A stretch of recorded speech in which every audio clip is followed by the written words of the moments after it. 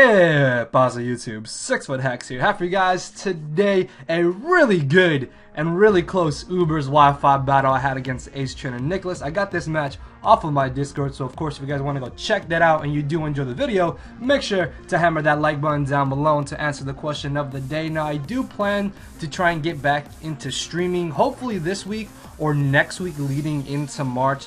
It's just I've been really busy, so I have to try and figure out how to manage my time a little bit better and be able to make time for streaming like I had at the beginning of the year. So you guys will definitely be able to battle me on stream again. Just have some patience with me, guys. I do apologize. So hopefully I can kind of get all that sorted out. Also, I want to give a thanks to my boy Rich, aka Nerf here, for passing me this Uber's team, and I don't want to leave his sets and stuff in the description in case he wants to use this team in the future for something.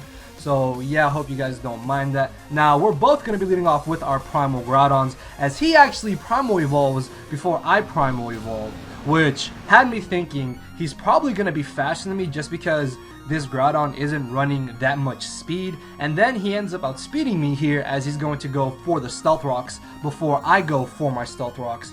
And neither of us have ways of getting rid of hazards because the Arceus on this team is actually an offensive Arceus as opposed to support Arceus with Defog. Now because I don't want to stay in here and take a potential Precipice Blade or Earthquake if for some reason he had it, then I'm going to switch directly on now into my Giratina alternate form, I think it's how it's pronounced. I apologize if I butchered the form of this Giratina, but it's not regular Giratina, it's the other form of Giratina, which I actually really like how this form of Giratina looks compared to the original one.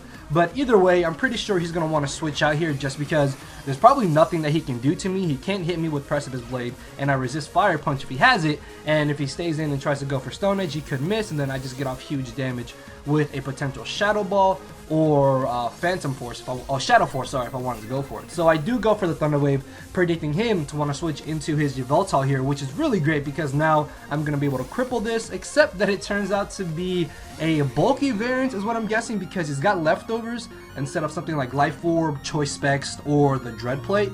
As I switch directly to my own Yveltal, I myself am a bulky Yveltal, as I'm able to chew that hit. It still did a decent bit of damage, but with him being paralyzed, I will be able to safely outspeed him and eventually beat him 1v1 just because he is slower than me and he's got the chance of getting fully paralyzed on turns that he tries to go for the Roost. As he does get fully paralyzed here, I'm not too sure what he wanted to go for there. Maybe it was another Dark Pulse, or if it was U-turn, then that paralysis may have mattered because here he's just going to hard switch out as I do end up going for the knockoff. And I was thinking about going for the Toxic, but ultimately knocking off here was actually by far my better play because I'm going to be able to get rid of the Power Herb from this Xerneas, which means now if he wants to Geomancy, he's got to wait 2 turns to get the boost instead of getting them that first turn, which is going to be really good for me. And because my best and only real switch into this Xerneas is my Primal Groudon, I'm going to end up hard switching directly into that. Very positive that I could take 2 Moonblast. As he does end up going for it, I will be able to chew this one and take another one, and then he's going to be able to knock me out with a third one potentially depending on rolls. So I decided to just stay in here and be aggressive and go straight for the Fire Blast. The fact that he could have switched into Salamence crossed my mind, but I was really not in a good scenario where I could have predicted this switch in, as unfortunately I missed the Fire Blast. That Fire Blast miss actually does not matter whatsoever unless I had got the 10% burn chance, which, let's be honest, I wouldn't have got it anyway. So yeah, I wasn't too upset about that miss because he's going to stay in here and go for the Double Edge, and I'm actually going to reveal to him that I have the Hidden Power Ice, which shouts out to my boy Rich for the tech here. I'm able to straight Oko this Salamence, which could have been a problem if it Dragon Dance or if it got behind the substitute and started Dragon Dancing, so I now no longer have to worry about it as he brings in his own Primal Groudon. At this point, I'm pretty sure he's faster than me, and I'm just going to stay in here and just try to get off some damage, but he does end up outspeeding me, stabbing me straight through my neck. Did you guys see that? He literally drove the blade through my Groudon's neck, which, ouch, that kind of hurt me. I'm sorry, Groudon. So I can get a free switch into my Arceus Ground now, which is really awesome because I haven't seen many Arceus Grounds in Sun and Moon yet, but apparently it's actually a pretty decent sweeper, as I'm just going to make a safe play and going for the Earthquake. The fact that he could have brought in Yveltal did cross my mind, but because he is fully paralyzed, I should definitely be able to beat this 1v1. And if it comes down to it, I can recover up until eventually he gets fully paralyzed. As I unfortunately missed the Stone Edge, he's gonna go for the Dark Pulse, which does a bit more damage than I was hoping for, and now I'm in a really tough spot because I can't 2-hit KO him. So I'm just gonna stay in here and try to recover until he gets fully paralyzed. So that way, if I am able to hit my Stone Edge after taking the Dark Pulse, I can hopefully hit another one and then finish him off. But he doesn't want to risk that, so he's going to make the hard switch directly into his Groudon, predicting me to just go for the safe recover, knowing that he could safely switch in and not need to take any unnecessary damage.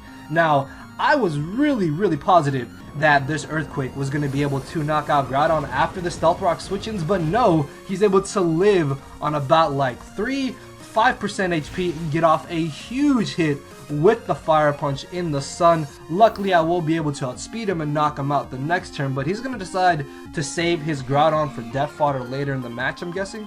And I didn't really think he would switch out here, which is why I didn't bother thinking about going for the Recover, potential Swords Dance, or even the Stone Edge.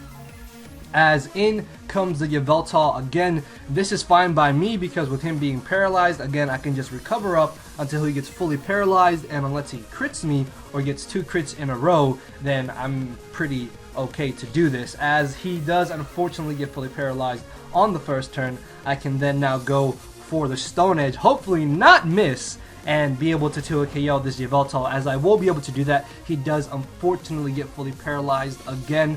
That paralysis definitely did matter if he tried to go for the Roost, but if he went for the Dark Pulse, then I would have just been able to knock him out the following turn. But I guess that extra bit of damage on my Arceus would have been pretty nice for him later in this match. Either way though, I went for Thunder Wave so he could get paralyzed, so I guess you can't really be too upset about it. As in comes the Genesect on my Stone Edge. This does a pretty good chunk of damage, and this damage is very significant for later in this match. So I'm going to be forced to switch out here because I don't want to take a potential Ice Beam, so I switch into my Spadef bulky Mega Scizor, as he actually ends up going for the Bug Buzz. Now the fact that he went for Bug Buzz and didn't go for Ice Beam had me thinking maybe he doesn't have the Ice Beam, and this could play a role later in this match. So I'm just going to stay in here and go for the Roost. I could have gone for the U-turn, but on the options that he made a play like this, which he's going to sack off his Yveltal, I didn't want to risk leaving in my Mega Scizor at around half HP. So by going for the Roost, I'll at least be at full HP against whatever he decides to bring in, which is most likely going to be either the Genesect again, so he can go for the Flamethrower, or bring in his Mewtwo. And if he brings his Mewtwo, he most likely has the Aura Sphere or the Fire Blast. And he decides just to sack off his Groudon here. I mean, honestly, the fact that he did this for Groudon doesn't really change anything later in the match. As he does bring in the Mewtwo, I don't want to allow him to potentially not take too much damage from my Bullet Punch. But I honestly should have Bullet Punched here, because as soon as he knocked out my Mega Scizor, I realized that I have nothing that outspeeds this Mewtwo. I don't have Shadow Sneak on my Giratina. He knocks out everything else that I want to bring in, so my only hope is that my Arceus can live a hit from this. As he pulls out the Ice Beam, I am luckily going to live on 41 HP, and in return, I should be able to knock him out with this Earthquake because Mewtwo doesn't have the best physical defense, but it lives! It lived on literally 1 HP! He told me he lived on 1 HP, and this is why I should have Bullet Punched, because now I have to sack something off, and I'm gonna sack off my Giratina because, again, I don't have Shadow Sneak. I can't outspeed his Genesect, and he can just outspeed me and knock me out with the Ice Beam potentially. So I fought off Giratina there, as down goes the Mewtwo. He's gonna bring in his Xerneas. Also, yeah, Giratina couldn't do anything to Xerneas. So on the double down, I bring in my Kyurem as he brings in Xerneas, and I was really hoping that I was gonna be able to knock him out here with my Kyurem. This way, the Genesect could have got the physical attack boost instead of getting the special attack boost. Unfortunately, because this Kyurem isn't running max special attack and doesn't have the choice specs, Xerneas is going to be able to chew the hit and in return knock me out with the Ice Beam, and I'm in a really bad spot right now, especially if he does have the Ice Beam on his Genesect. So I'm gonna bring in my Arceus here, as I'm able to live the Stealth Rocks. I in return will be able to go for the Earthquake.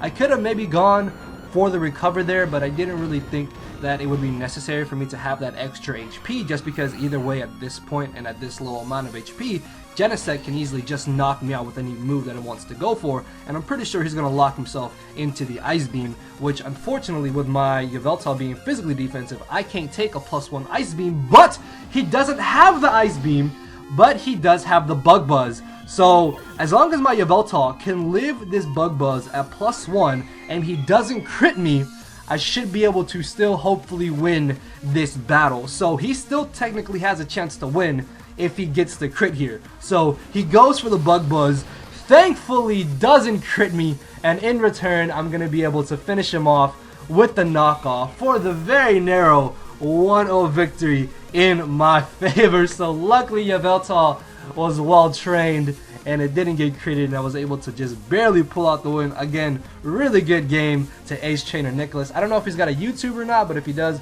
I'll leave his stuff in the description below. Of course, guys, make sure to answer the question of the day. If you did enjoy that very intense battle, hammer that like button down below. And with that being said, guys, I will see you all tomorrow on Thursday. So thank you all for watching, guys. Later, everybody.